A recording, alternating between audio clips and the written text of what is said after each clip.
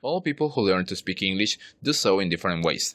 Some just by listening when other people speak and then imitating what they heard. Others learn with the help of a personal tutor. Some people learn reading books. In short, there are many ways to do it.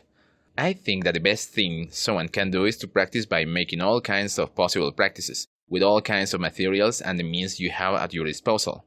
Because by doing this, you will not get bored practicing only one way.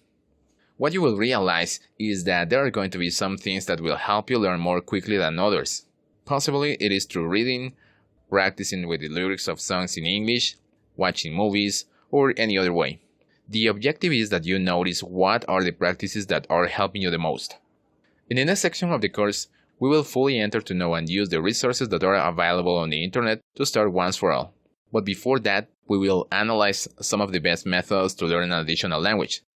The methods that you will see in the following videos have been shared by people who have developed their own styles and share it in the TED Talks, where they have explained in detail how they learn languages. I'm going to summarize some of the best TED Talks I have found.